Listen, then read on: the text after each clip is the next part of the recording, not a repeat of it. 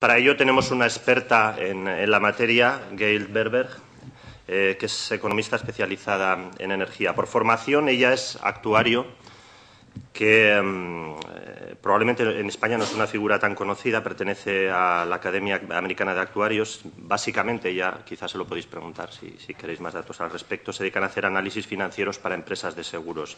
Su formación es, por tanto, en Economía y Matemáticas por la Universidad de Illinois. Una labor suya muy conocida en este campo ha sido el haber sido editora de Oil Drum durante 3 años en el periodo 2007-2010, donde es conocida como Gail de Actuary. Bueno, ella ahora sigue contribuyendo de manera muy frecuente a través de su propia blog, Our Finite World. Es también escritora y conferenciante sobre temas relacionados con la energía y nuestro futuro, y, como decía, su área de especialización es el impacto financiero del pico del petróleo, impactos financieros del pico del petróleo, tales como la recesión e incumplimiento de las deudas. Y ya sin más,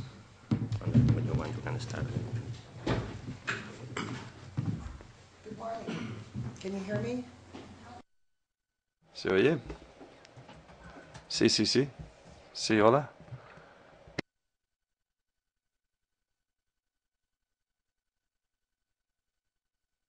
Bien, ahora sí. Así podré apuntar. Buenos días. Y estoy resfriada hoy. Espero que mi tos no nos interrumpa, pero si tengo que parar para beber agua es por mi resfriado. Gracias por su invitación y tengo muchas ganas de compartir con ustedes esta presentación. Una de las cosas en las que no hemos pensado suficiente es la forma que tendrá la curva de descenso, si parece una curva de Hubbard o no, con respecto al suministro de petróleo mundial. Sabemos que hay zonas individuales que tienen aspecto de curva Hubbard, pero no así para todo el mundo. Lo que se precisa para una curva Hubbard es que el desarrollo puede seguir como siempre, es decir, un sistema financiero que funciona adecuadamente, el comercio internacional también, un suministro adecuado de alimentos para nuestros obreros, la contaminación tiene que estar controlada, producción de metales tiene que ser suficiente para construir piezas, hay que tener una cierta estabilidad política, etcétera. De alguna manera, necesitamos una energía neta suficiente para proporcionar toda la energía necesaria para los otros servicios, además de extraer el petróleo. Si no, lo que suele pasar, no sé si conocen la ley de mínimos de Liebig. Eso significa que si tienes elementos necesarios, es decir, alimentos, por ejemplo, si este elemento no está y tienes todo lo demás, pero no puedes alimentar a los obreros, no podrás extraer el petróleo. A veces la producción puede decaer antes de lo esperado. Es algo que ya se ha pensado, ya se ha estudiado. Si volvemos a los artículos de Hubbard, se refería a una situación en la que habría energía nuclear o de otro tipo, lo cambió más adelante, que entraría en juego antes de agotarse el suministro de petróleo. Él aquí pone que la energía nuclear sube y que dé mucho más energía que los combustibles fósiles, incluso antes de sufrir la carestía de combustibles fósiles. También incluía energía solar, eólica y de olas. Y hablaba de poder invertir la combustión. Tendría tanta energía nuclear barata que podría hacer combustibles líquidos combinando la energía con dióxido de carbono y agua, produciendo así combustible y oxígeno. Y si pudiéramos hacer eso, podríamos eliminar el cambio climático y todos los problemas. Al menos había hablado de estos problemas. Si es así, realmente no hay ninguna limitación. Y se puede hablar de una curva Hubbard teniendo la misma forma en su lado descendente que en su lado ascendente. Si volvemos al libro Las limitaciones al crecimiento, Limits to Growth, es una de las maneras de entender las limitaciones que se aplicaban a la situación que se produciría. Es decir, se estudiaba la población, los alimentos por habitante, rendimiento industrial por habitante, recursos y contaminación. Al elaborar el modelo, seguía teniendo el lado ascendente y descendente, pero el lado descendente era mucho más pronunciado que en la curva de Hubbard. Elaboraban varios modelos. No sabemos el resultado de todos ellos, pero sí sabemos que su lado descendente era más bien pronunciado. Una de las cuestiones que no tiene en cuenta el modelo de Limits to Growth es nuestro sistema financiero basado en deuda. Es decir, prestamos dinero y hay que devolver ese préstamo con intereses. Una de las características de un sistema financiero basado en la deuda es que requiere una economía en crecimiento, o al menos funciona mucho mejor con una economía en crecimiento. En los últimos 200 años, nuestra economía ha crecido, es decir, la economía mundial ha crecido. Así, los economistas han elaborado un sistema que nos dice que las cosas funcionan tal como están actualmente. Han supuesto que las cosas siempre serían así. El problema es si el sistema que tenemos ahora deje de funcionar. Entonces sí tendremos un problema. Una de las cosas que he observado es que devolver el préstamo es más fácil en una economía creciente, porque tienes una economía más grande cuando se devuelve el préstamo que cuando se saca el préstamo. Un país, por ejemplo, España o los Estados Unidos, cuando ese país incurre deuda y acuerda devolverlo a 5 años, si la economía ha crecido y la base fiscal también, es mucho más fácil devolver la deuda y los intereses que en el caso de no haber tenido una economía creciente, es decir, si se tiene una economía más pequeña a cabo de los 5 años.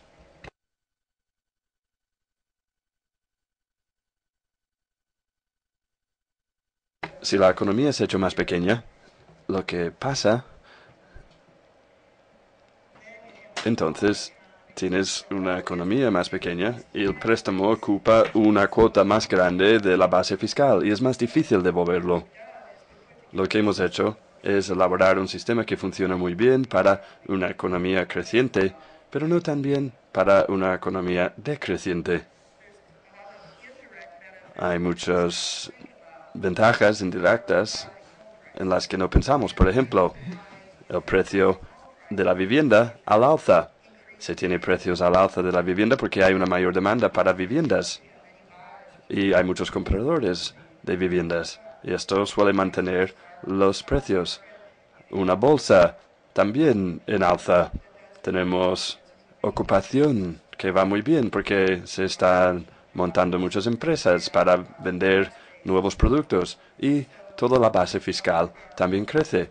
Eso va muy bien para la administración y para todos. Y los economistas, todos ellos suponen que el crecimiento económico es ilimitado.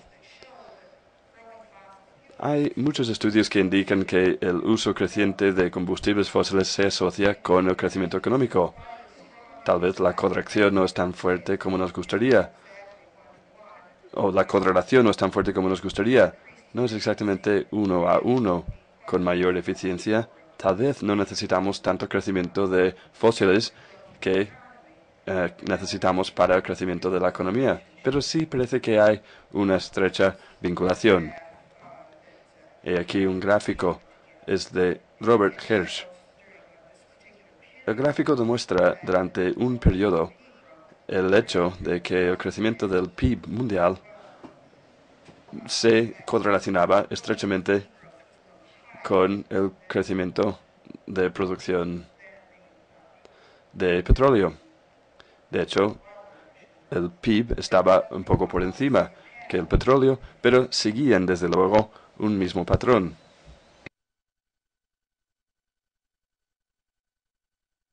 Sin embargo, lo que está pasando es que el mundo desarrollando ya se siente presionado en cuanto al consumo de petróleo.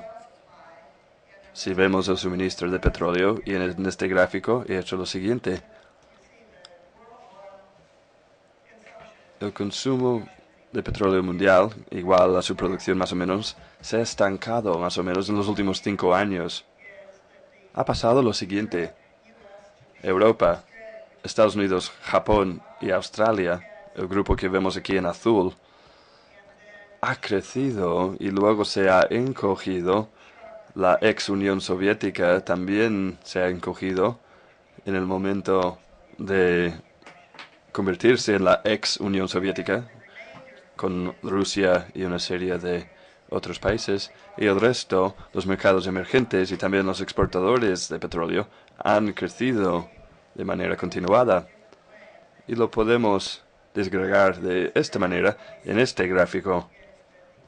Aquí vemos que el consumo de petróleo para Europa, Estados Unidos, Japón y Australia, en azul, ha bajado en este periodo. Ha sido precisamente en ese periodo que hemos vivido la recesión.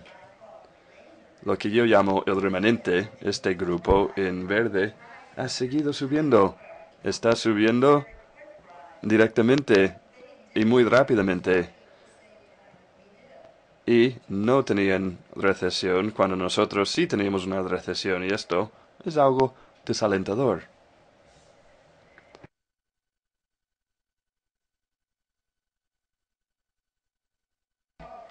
Creo que lo que pasa es que suben los precios de petróleo, pero dejan de subir rápidamente debido a los impactos de recesión.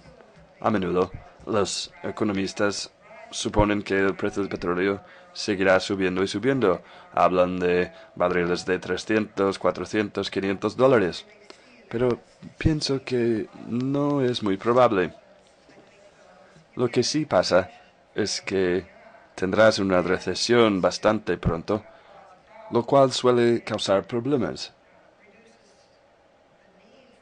y reduce la necesidad de petróleo de algunas partes del mercado porque no lo pueden pagar o porque causa demasiados problemas en su país. James Hamilton, un economista muy conocido, hizo un estudio, el resultado cual demuestra que 10 de los últimos 11 recesiones de los Estados Unidos se asociaban con subidas del precio de petróleo. Si 10 de 11 se asociaban con estos máximos de precios de petróleo, podemos pensar que a menudo es la causa de las recesiones. Si los precios podrían subir de manera ilimitada, de verdad no tendríamos tanto problema del suministro de petróleo, porque entonces sí tendría sentido sacar el petróleo de las partes más remotas del mundo, por ejemplo, el petróleo ártico, y pagar un alto precio, porque así los precios serían tan altos, habría un incentivo de utilizar ese dinero adicional para capital, para inversión, pero parece que no podemos tener los precios tan altos. Creo que lo que está pasando para los precios está muy vinculado a la tasa de retorno energético. A medida que baja la tasa de retorno, se convierte en algo más difícil para la sociedad para utilizar, porque se está invirtiendo tanta energía y no se está recibiendo tanta energía en retorno, de vuelta. Y cuando tenemos un precio alto de petróleo, es equivalente a poder extraer petróleo con una baja tasa de retorno energético. Una cosa en la que no había pasado hasta que encontramos la situación de Egipto, Libia y los otros países de Magreb, es que altos precios de petróleo podrían incluso afectar a los exportadores de petróleo. ¿Cómo? El petróleo es un contribuyente significativo al precio de los alimentos. Cuando sube el precio del petróleo, sube el precio de los alimentos. Incluso si estos exportadores de petróleo tienen mucho más dinero de entrada, porque están exportando más petróleo a un precio más alto, siguen teniendo un problema, porque todos sus ciudadanos que ganan $2 al día tienen precios de alimentos más altos. Así, de repente, tienen que preguntarse si tienen dinero suficiente para subvencionar todos los alimentos necesarios. Si es un gran exportador, tal vez sí puedan hacerlo. Pero llegamos a Egipto, que es más o menos equilibrado entre exportación y importación. Empiezan a no tener dinero suficiente para subvencionar sus precios de alimentos. Eso puede causar trastornos en partes del mundo en las que no esperaríamos esos trastornos. Hay distintas maneras en las que los altos precios de petróleo nos llevan a recesión. Primero, problemas con el equilibrio de pagos, con el balance de pagos, perdón, porque el dinero que se podría utilizar para consumo e inversión sale del país. A medida que suben los precios, la gente trabaja muy duro, pero todo el dinero se va del país. Así no se recicla a través de la economía doméstica. Otro factor. Los ciudadanos encuentran que los alimentos y los combustibles son gastos necesarios. Así recortan su gasto discrecional cuando suben los precios de alimentos y combustibles. Cuando dejan de gastar en otras cosas, suele seguir una recesión, porque los negocios, las empresas, por ejemplo, salen menos a comer. Entonces, los restaurantes se encuentran en una crisis. O otro gasto discrecional, la compra de una nueva vivienda. No van a comprar una vivienda más cara si se sienten presionados o apretados por precios más altos de petróleo. Suele llevar a precios más bajos de la vivienda también. Lo que ha pasado en los Estados Unidos es que la caída del precio de vivienda correspondía muy estrechamente al momento de subida de precios de petróleo. También nos han dicho que no, estos son las zonas de los suburbios más lejanos, la gente más marginal que no podían devolver los préstamos, los subprime, que les costaba devolver los préstamos con los intereses. Todo está muy asociado con la causa de la crisis financiera, pero también tiene mucho que ver con el petróleo, porque esta gente vivía muy lejos de sus lugares de trabajo. Y luego tenemos las fallidas de deuda que tienen que ver con esos dos círculos que he mostrado al principio, tanto para ciudadanos individuales, la gente que quiere pagar sus hipotecas y sus tarjetas de crédito, pero también para empresas, porque un restaurante que no tiene clientes suficientes no podrá pagar la hipoteca de su edificio si no tiene clientes, y luego también para la administración, porque no tienen ingresos fiscales. Una de las cosas que hay que tener en cuenta es que los bancos dejan de prestar dinero, pero uno de los problemas asociados con todo ello es que utilizamos deuda para capital. A menudo, si hay menos deuda, entonces es mucho más difícil buscar financiación para, por ejemplo, un nuevo proyecto de producción de gas natural. Entonces se afectan otras partes de combustibles y no solamente el petróleo. Una conexión en la que no había pensado es que menos trabajos y menos consumo de petróleo van de la mano. Es por dos motivos, que menos puestos de trabajo tienen que ver con menor consumo de petróleo. Un motivo es el más evidente, es el hecho de que si tú fabricas un producto, vas a utilizar petróleo. Si fabricas o transportas un producto, vas a necesitar petróleo. Pero también hay un segundo motivo por el que menos puestos de trabajo tiene que ver con un menor consumo de petróleo. Y es que si la gente utiliza sus sueldos para comprar productos fabricados con petróleo, entonces si el 20% de la población está en paro, les costará mucho más comprar productos productos que usarían petróleo. No van a comprar un coche nuevo ni una moto nueva en el futuro cercano. Entonces hay un fuerte vínculo entre puestos de trabajo y consumo de petróleo. Así, lo que pasa es que estos puestos de trabajo reducidos son un subproducto de la recesión inducida por los altos precios de petróleo. Lo sufrimos en Estados Unidos, en Europa también, en España también, y es un problema común en los países desarrollados del mundo. Pero también está empezando a pasar en Oriente Medio y otros lugares debido a los altos precios de alimentos. Entonces, cuando estos altos precios de petróleo nos llevan a la recesión, es el contrario de lo que veíamos en crecimiento económico. Tenemos despidos, tenemos impagos de deudas, precios de vivienda en caída, precios de acciones en caída, bancos con problema y menos ingresos fiscales, cosas que ya hemos visto en todas nuestras economías. He elaborado este gráfico que demuestra el consumo consumo por habitante de petróleo de los países llamados PIGS. Hay unas fuertes subidas y bajadas en todas ellas. Esto es Portugal, Irlanda, España, Grecia e Italia. Son países que aumentaban poco a poco su uso de petróleo. Tal vez a través de un mayor turismo, otros tipos de industrialización, dejaban sus actividades más tradicionales.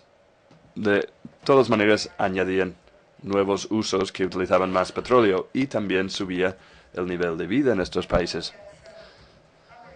Vamos con los otros países europeos que no están en este grupo PIGS, es decir, Francia, Alemania, Noruega, Reino Unido y Suecia. La situación es mucho más plana, lo cual indica que tenían menos impacto de recesión al final, pero también es verdad que crecían menos al principio. Y el mayor consumo de petróleo es de Noruega, que es un exportador de petróleo y están en el norte. Se podría preguntar, ¿cómo se mantiene el crecimiento países como China e India? Porque han estado subiendo mucho. Su punto de partida es mucho más bajo que España y Estados Unidos. Si nos acordamos de los países europeos, 9,16 barriles día, Estados Unidos 20 barriles día, ellos están en 2 o 2,5 barriles día en China.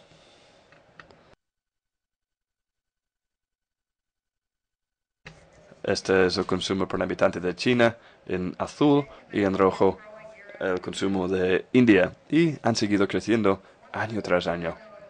Una cosa que yo observé es que la forma en que lo hace China es no utilizar mucho petróleo en comparación con su uso de carbón.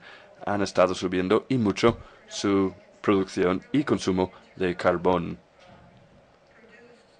Es carbón producido internamente que utilizan para aumentar de esta manera tan pronunciada su producción y utilizan muchísimo carbón en comparación con el petróleo. El petróleo es esta parte gris y el carbón es la parte negra. Así que han estado creciendo su economía a base de carbón y utilizando un poquito de petróleo. En cuanto a la India, no es tan extremo, pero sigue siendo el mismo tipo de situación. Están creciendo su economía a base de carbón y utilizando menos petróleo para suplementarlo. Y han podido seguir creciendo en la economía, incluso cuando el resto de nosotros seguimos sufriendo la recesión. Lo que ocurre con esto es que tenemos un uso de carbón mundial de rápido crecimiento. Entonces esta gran franja en crecimiento, esta parte en verde amarillo, este es el consumo de carbón de China e India. Así, Estados Unidos seguía subiendo el uso de carbón, bajó un poco durante la recesión porque toda la economía se encogió y la Unión Europea ha recortado más su uso de carbón. Pero entonces lo que pasa es que eso deja más carbón para exportar a otros sitios. La producción va a países extranjeros, se deslocaliza y esa producción se hace con carbón. China e India crecen rápidamente y esta otra categoría son países emergentes que también están subiendo su consumo de carbón. Entonces, la forma en que hacemos las cosas ahora está haciendo subir el uso mundial de carbón, aunque Estados Unidos y la Unión Europea están intentando limitar este uso de carbón a través de su propia política.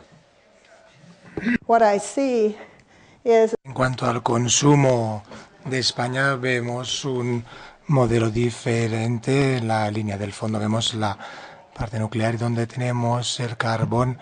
Esto pienso que se utiliza mayor cantidad de gas natural y hay una tendencia hacia la energía solar y eólica.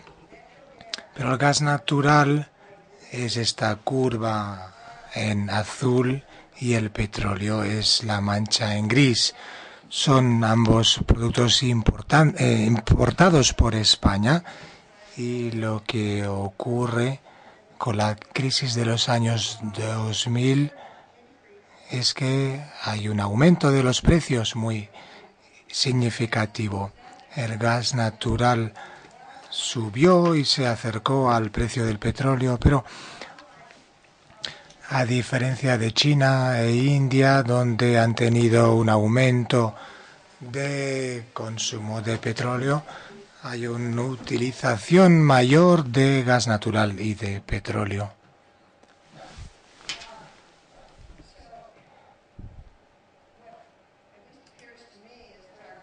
A mí lo que me parece es que el enfoque actual parece disminuir las emisiones de CO2 y que, al contrario, asistimos a un aumento de la utilización del carbón. Y se trata de reducir los costes en la mayoría de economías y para producir barato pues se utiliza más carbón que gas natural y petróleo.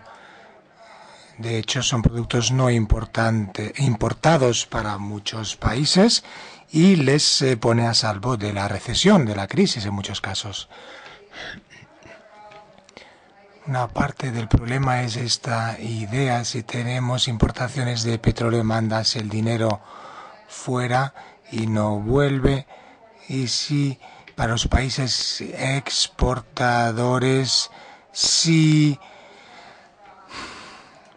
te venden más petróleo, pues bueno, es como el aumento de los precios de la comida. Pues la verdad es que cuando importas también muchas cantidades de petróleo, también pues el precio de los alimentos también aumenta por el transporte. Pienso que una de las ideas que podemos tener es que hay que poner más énfasis en los bienes no importados, los que se pueden producir localmente. Otro tema es el sistema financiero, que tiene problemas para crecer. Cuando el sistema financiero no funciona muy bien, esto causa problemas financieros, con el problema del alza del precio del petróleo. ¿Cómo resolver esta cuestión? Pues no lo sé, pero está claro que seguiremos pensándolo, seguiremos reflexionando sobre el tema. El suministro de petróleo mundial que estaba creciendo, pues ahora está en una situación de meseta. Yo creo que hay una tendencia y quiero que vean que aquí en 1965-1973 la producción de petróleo crecía de 8% anual. 73, 74, en esos años de crisis del petróleo. Después hubo un corte y el uso del petróleo, evidentemente, debido a la recesión, pues el precio aumentó.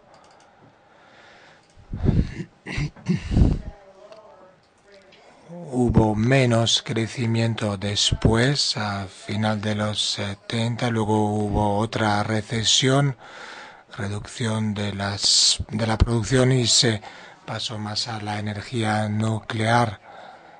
Se utilizaba petróleo, petróleo para la electricidad, pero bueno,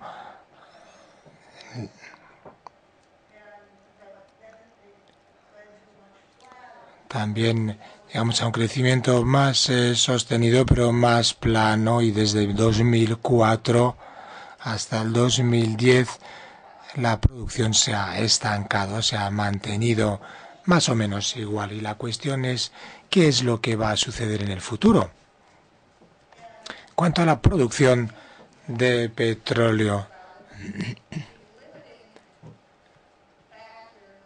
el factor limitante del suministro de petróleo no es lo que está en el suelo, es la recesión y cómo los economistas lo van a llevar todo esto.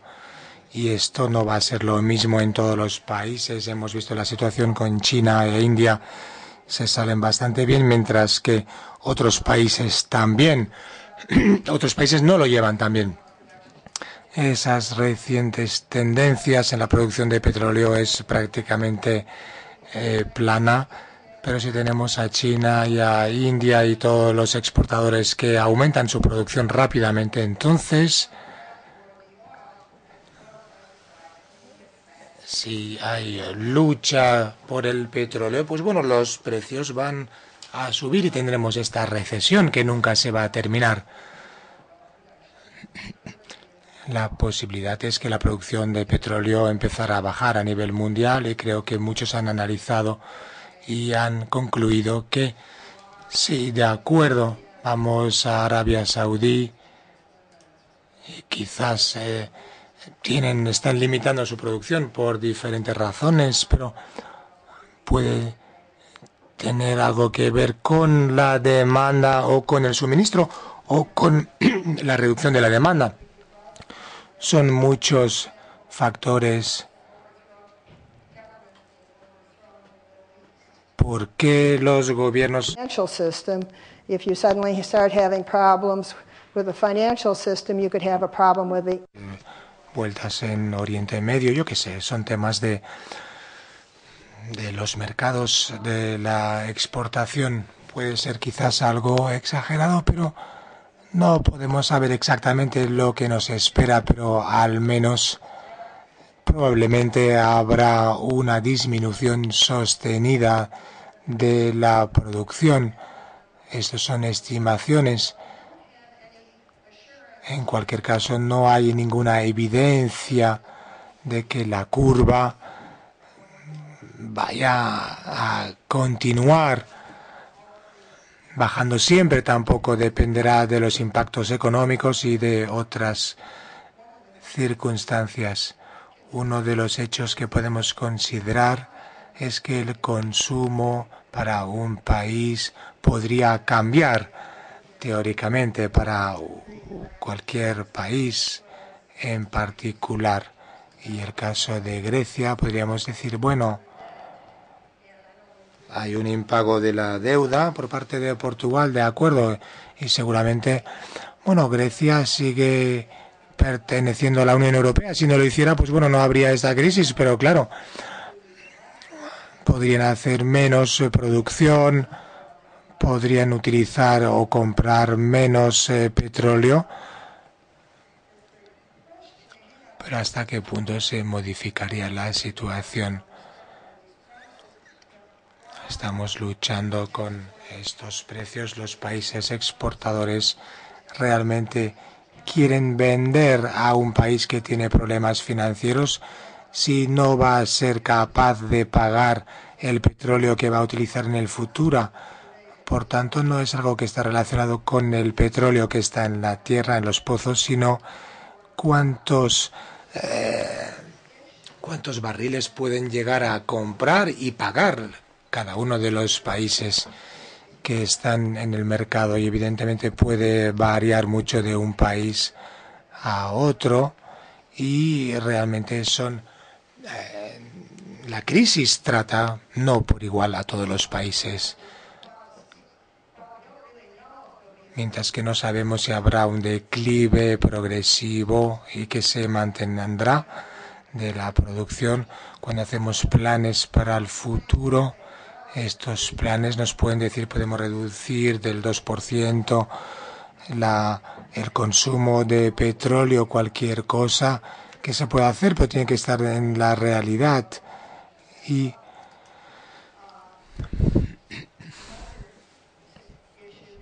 otra cuestión es que cuando la industria fotovoltaica solar si va a ser rentable a largo plazo, hay pocos estándares, hay productos que son utilizados y que debemos utilizar y que están basados en la producción del petróleo. Cuando hacemos las palas de las eólicas, pues está claro que hay que transportarlas con helicópteros y para la misma producción se utiliza también petróleo. Por tanto,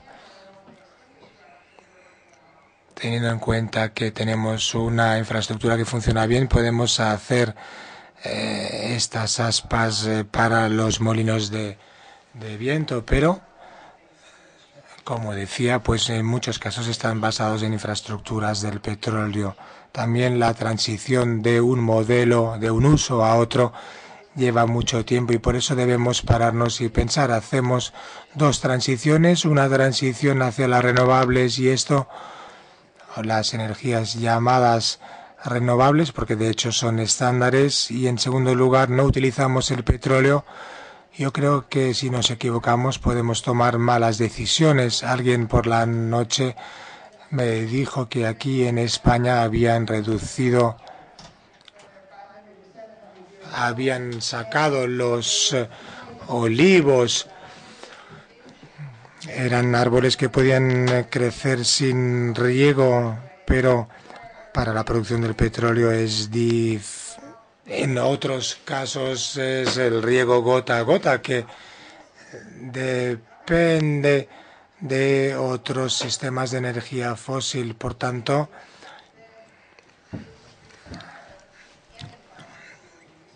sería mejor mantener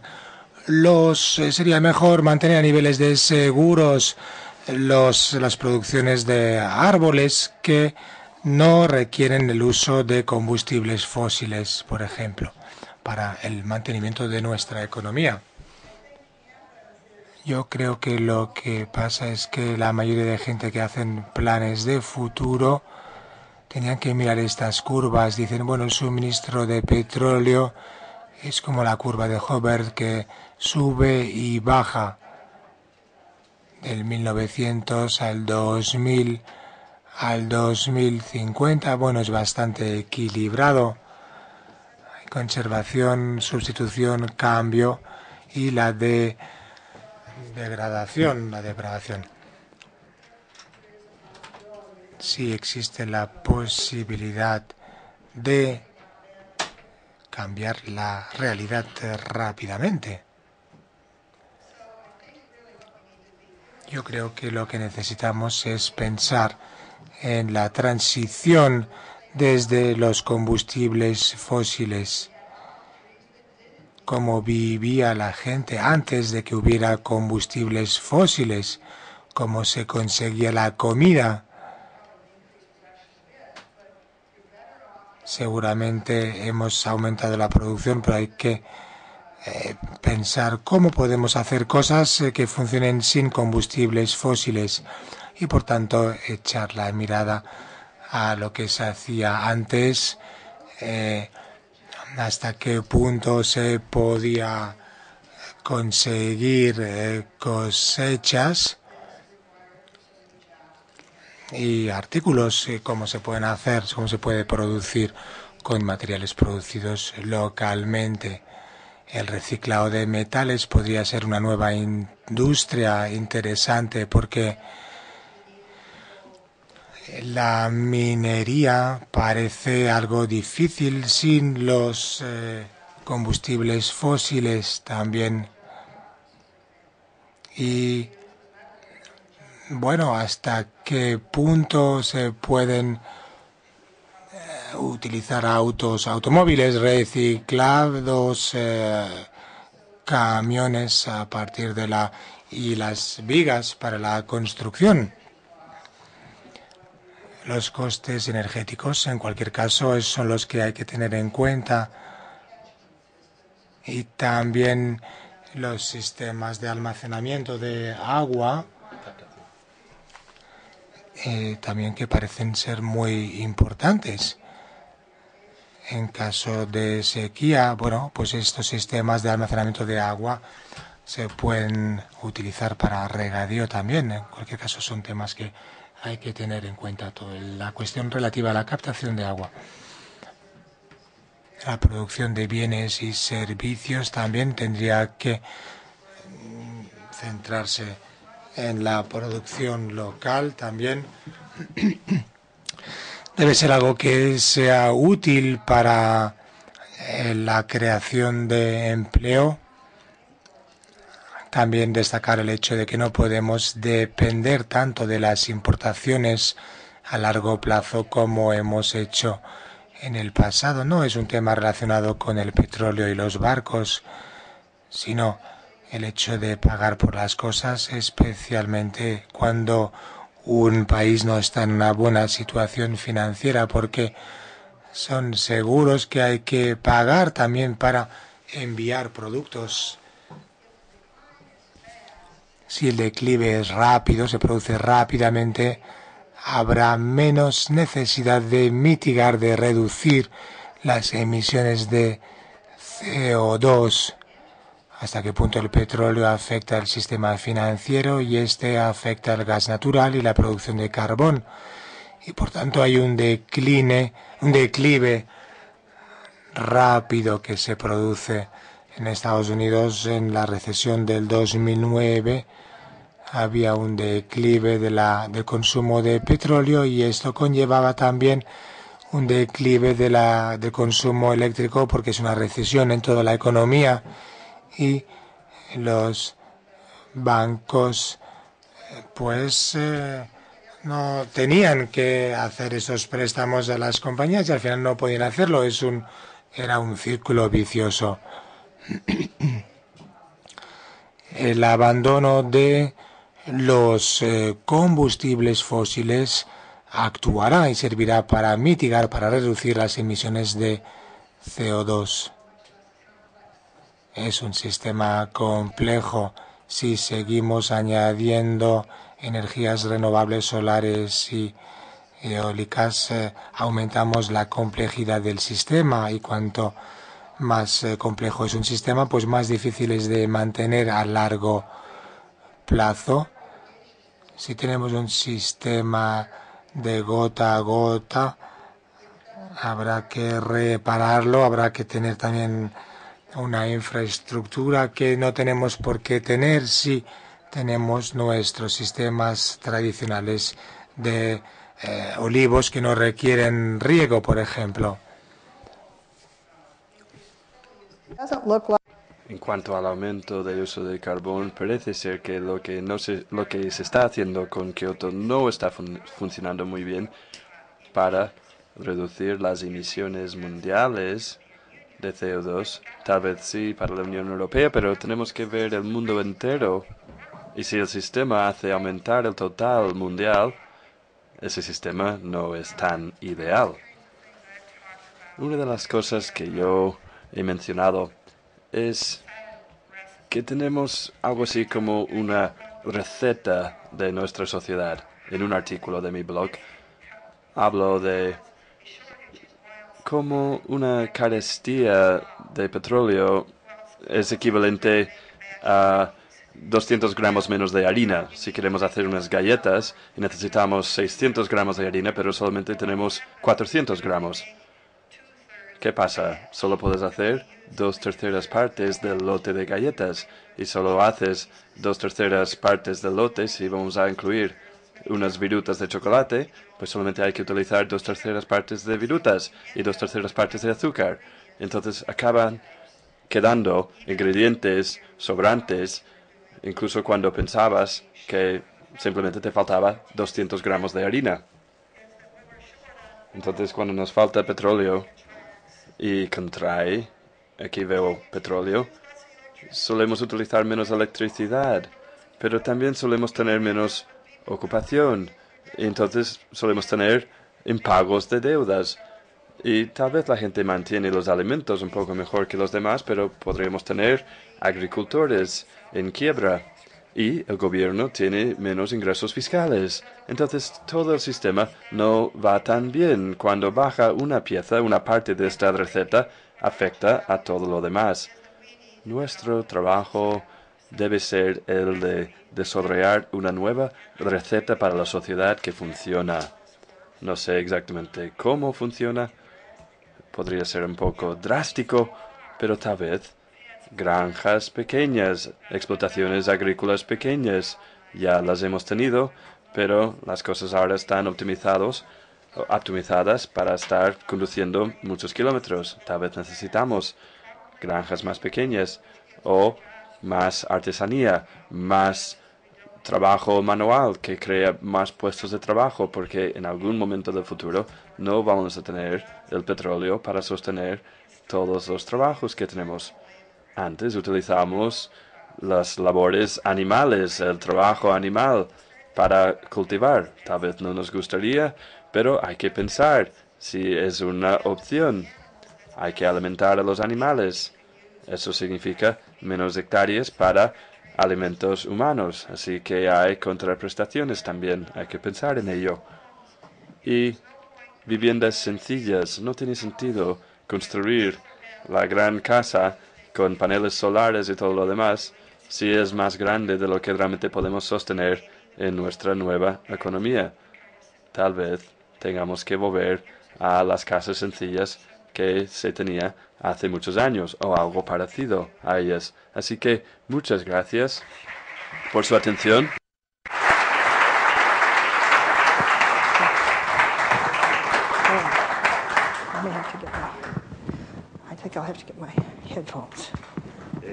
La verdad es que ha cumplido Gail muy bien con la agenda y el tiempo de la presentación, por lo tanto yo creo que podemos tener algunas cuestiones para ella.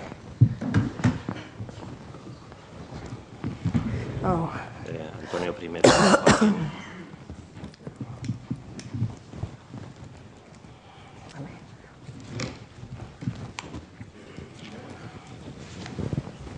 Hello? It's too strong, I think. Thank you very much. Muchas gracias por su presentación y estoy totalmente de acuerdo con todas sus diapositivas, menos la última. La última, en principio, está bien, pero sería una disrupción total de nuestra cultura y seguramente guerras y cosas así. Dudo que podemos volver al trabajo con animales con tantos miles de millones de personas en la Tierra, porque entonces, eso antes de la entrada de petróleo a los Estados Unidos, casi el 80% de la producción agrícola se hacía o se dedicaba, ha dicho el señor, se dedicaba a trabajo con animales.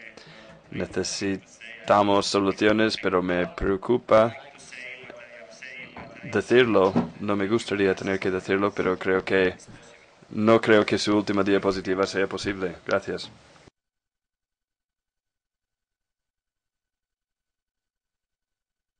Bien, eso también ha sido mi propia conclusión. He escrito un artículo hace poco en mi blog preguntando por qué las nuevas políticas son tan difíciles. Y mi conclusión es que es un cambio demasiado grande para la gente. Simplemente no somos capaces de hacer ese cambio. Solo podemos pensar en vamos a añadir algún panel solar más, vamos a añadir alguna turbina eólica más y vamos a seguir con business as usual, construyendo más casas, construyendo más tranvías, más cosas, pero vamos a construir y construir a modo de solución, creciendo de manera sostenible. Y no sé si existe tal cosa de crecimiento sostenible, pero la idea de tener que pensar según un nuevo paradigma, no podemos hacerlo.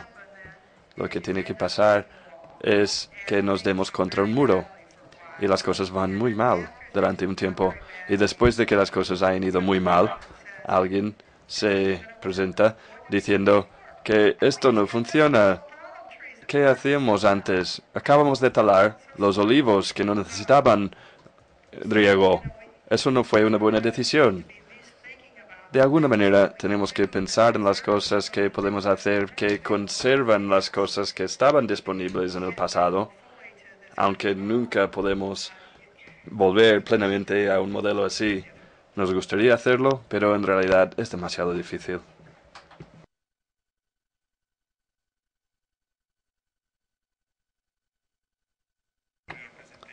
Buenos días y gracias por la presentación. Érase una vez, tuve un blog sobre el pico de petróleo y todo eso, y tenía en mente acabar el blog hablando de los Amish. Los Amish tienen sus granjas pequeñas, artesanal, todo artesanal, casas sencillas, trabajo con animales y costumbres viejas. El problema es que los Amish están creciendo exponencialmente y se están encontrando problemas para alimentarse y están buscando alimentos fuera. Entonces, incluso algo así no sería una solución. No, no es una solución para 7.000 millones de personas. Y aquí el problema. Tal vez algunas partes del mundo les va un poco mejor porque tienen menos población. Pero creo que hay muchos lugares, incluso en los Estados Unidos, estamos utilizando acuíferos que no podríamos bombear sin nuestra tecnología actual. Entonces no podríamos cultivar estos cultivos sin poder utilizar petróleo en el futuro, lo cual limitará estas zonas que son tan productivas hoy. Sin petróleo no lo serán. Y esto hace que sea muy difícil. Nuestro gran problema es la población. Podríamos volver a las costumbres antiguas si no tuviéramos un problema de población. Gracias, Gail. Así que los factores financieros podrían precipitar el colapso. Los factores financieros, el suministro de petróleo no sube y baja así, sube y luego baja en picado. Y es el factor financiero que causa el colapso de forma precipitada, al menos es una posibilidad. Así pregunto, ¿qué piensa sobre las noticias sobre Grecia? ¿Van a salir del euro o qué? Bueno, he elegido Grecia con este crack de petróleo. Los Estados Unidos es otro país que durante años ha importado más que ha exportado. No deberíamos poder importar tanto petróleo. Si no hay petróleo suficiente para todos, se pensaría que el sistema funcione de tal manera que algunos de estos países que les cuesta pagarlo se encontrarán cada vez más excluidos. Tal vez el valor de la nueva moneda para Grecia podría bajar y valer muy poco en comparación con otras divisas. Entonces, el precio de petróleo sería muy alto para ellos. No podrían comprar petróleo. Tal vez porque no podrían conseguir financiación. La verdad es que necesitan exportaciones para apoyar a sus importaciones. Entonces sí vería una situación en la que su consumo baja mucho y se ven afectados muy rápidamente, pero podría pasar para Estados Unidos o para otros países con problemas financieros.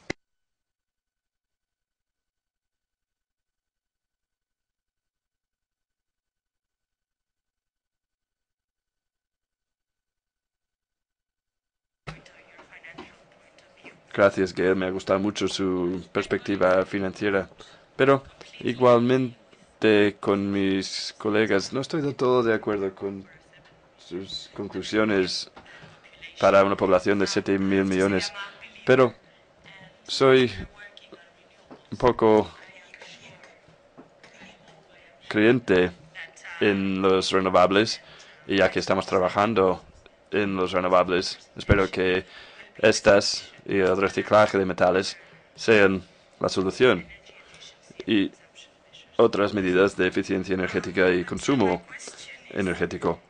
Mi pregunta es la siguiente. Si, como usted ha dicho, los precios de petróleo en alza son malos para los importadores y exportadores, ¿por qué?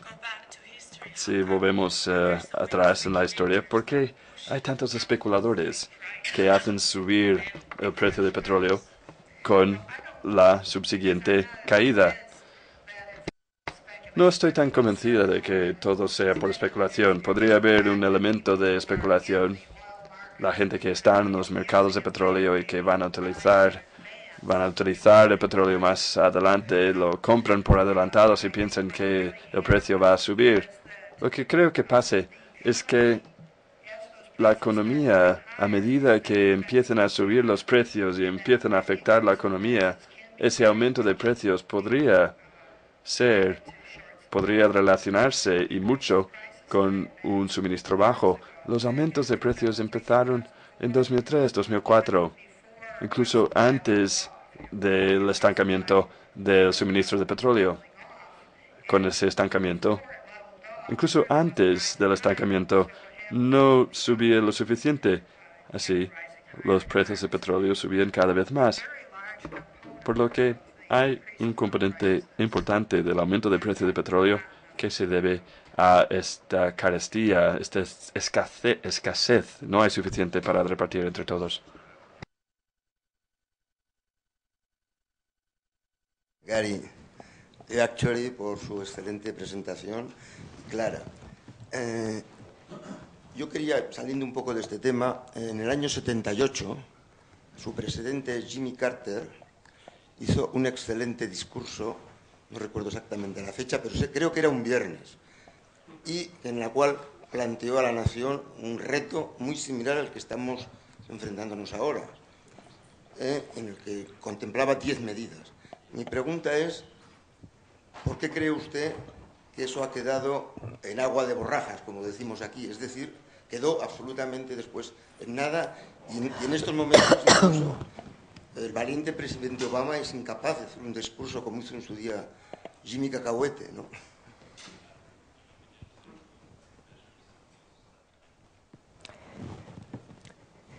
Well, you remember.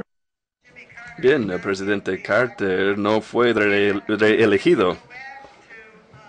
Y si volvemos a mi diapositiva anterior con King Hubbard y aquello del nuclear que subía y seguía estable, alto, y hablé con Steve Anders, presidente de ASPO, Estados Unidos, y dijo, Hubbard no lo creía. Y dije, no sé si lo creía o no, pero lo presentaba muy bien, lo vendía muy bien a la gente. Y no creo que es posible para que la gente acepte el mensaje si no está dentro de una cápsula recubierta de azúcar.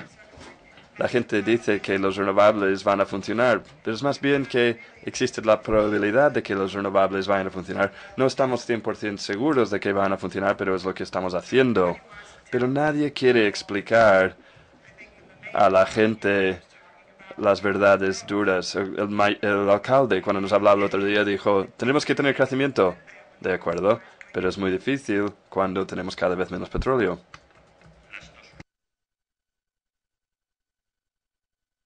En la pregunta.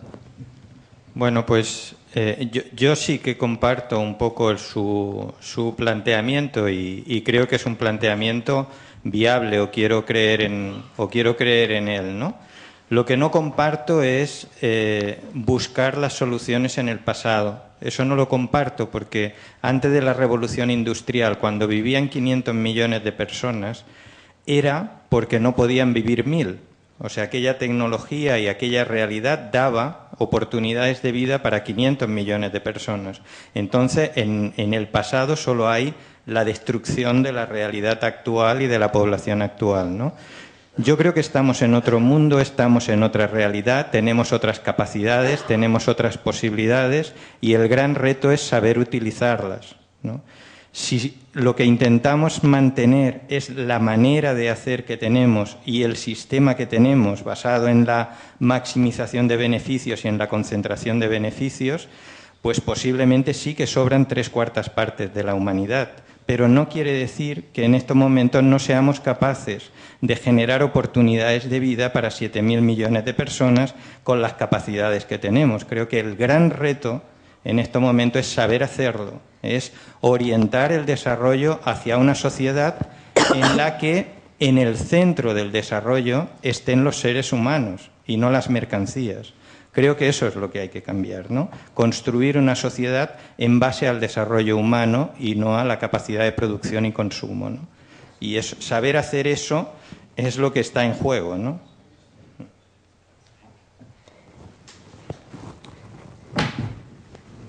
Maybe what I should say. Tal vez diría que, bueno, he elaborado una idea de algo que, de acuerdo, no funciona porque es imposible sostener suficientes personas con algo así, pero si se puede diseñar un paradigma nuevo que funciona, estamos listos. Tenemos reciclaje de metales, eso nos ayuda. Tenemos más conocimiento sobre cómo las cosas funcionan, mucho más que teníamos antes.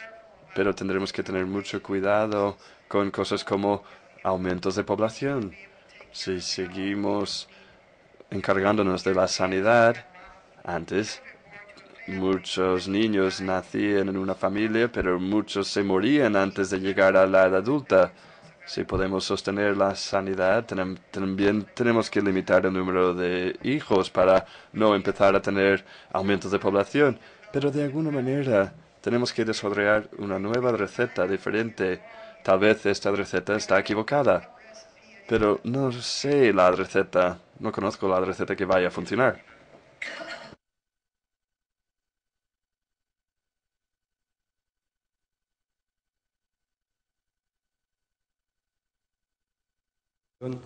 Yo quería hacerle una pregunta en relación a la deuda. Usted ha comentado que, evidentemente, la gran mayoría de los países, al menos de la OCDE, están muy endeudados, unos más que otros, con lo cual pueden ir cayendo en cadena según si el crecimiento global no es posible de una forma persistente, la deuda cada vez va a tener más importancia. Entonces, ¿podría ser o podría darse la circunstancia de que el sistema capitalista, ante la posibilidad de caer, no solamente ya por cuestiones puramente las energéticas, sino como consecuencia de la deuda, podría ser que se pudiera dar una oportunidad a sí mismo haciendo un sistema de condonación de esa deuda? Esa es la pregunta, como nuestro sistema español con el tema del concurso de acreedores, la quita y la espera. ¿Podría darnos una segunda oportunidad? ¿Una condonación de la deuda? Esa es la pregunta.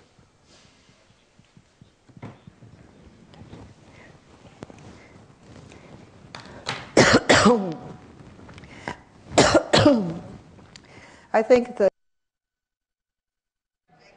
Con la condonación de la deuda, tendremos que ver algo de condonación, efectivamente, pero el problema es que a menudo hay muchas personas, o más que personas titulares de la deuda, los que se les debe el dinero piensan que pueden reclamar el mismo terreno, casa, edificio o negocio, porque hay los mismos préstamos con las mismas garantías.